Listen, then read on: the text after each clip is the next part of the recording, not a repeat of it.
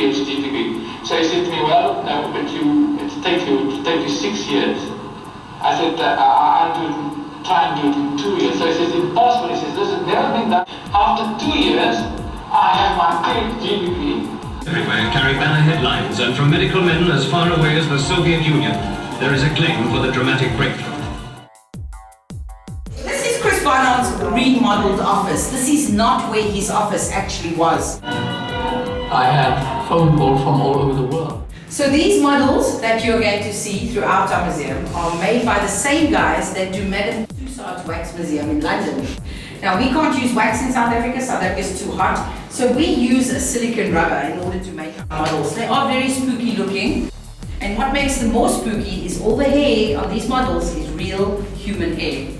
Now what's nice about our models, as opposed to the models in England that are made out of wax, the wax ones can't move at all, but ours are fully movable. So ours look like the real thing. When we were finished, I said to Marty, we better tell somebody who's done this operation. And when I left that hospital that morning, you'll be surprised to know there was not one photographer, not one television camera, not one newspaper reporter outside that hospital to interview me about the operation. But as history has shown, things changed very rapidly after that. There's the donor on the left-hand side, the mother on the right-hand side that was killed at the accident. The gentleman in the bottom in the middle was her father that was brave enough to give us permission to use her heart. The two boys on the right-hand side of the picture were her two brothers.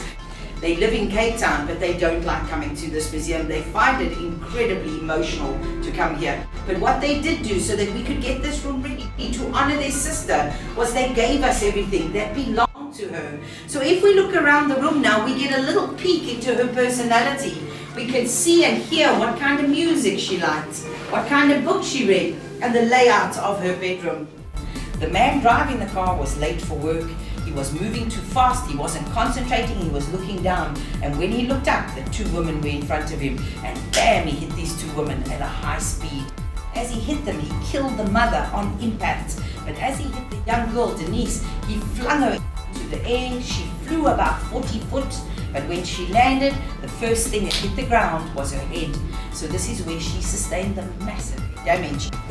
Now the ambulance was called, they picked her up, they rushed her up to Groote Hospital, through those doors downstairs into the ER, and then after the tests, they declared this young girl brain dead. The staff in the ER now had their first potential donor. So they called Chris Barnard and his team in. Now Chris Barnard had a very big team. For the first team was huge, by the way. There were over 40 people in his first team. Today the teams are only 5 to 6 people, so times have changed. Eventually we started the transplant the next morning on the 3rd of December, and 4 hours and 58 minutes later, at exactly 2 minutes to 6, South Africa had done the first successful human heart transplant, and Louis Mishkansky, the first recipient, his new heart started beating in his chest. I was lucky enough to get a second chance. It's very few people do.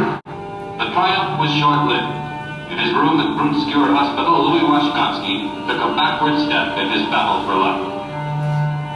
He fought for breath as pneumonia invaded his body, made almost defenseless by the anti-rejection drug. Christian Barnard and his team began a series of desperate emergency treatments. Yeah. 4,400.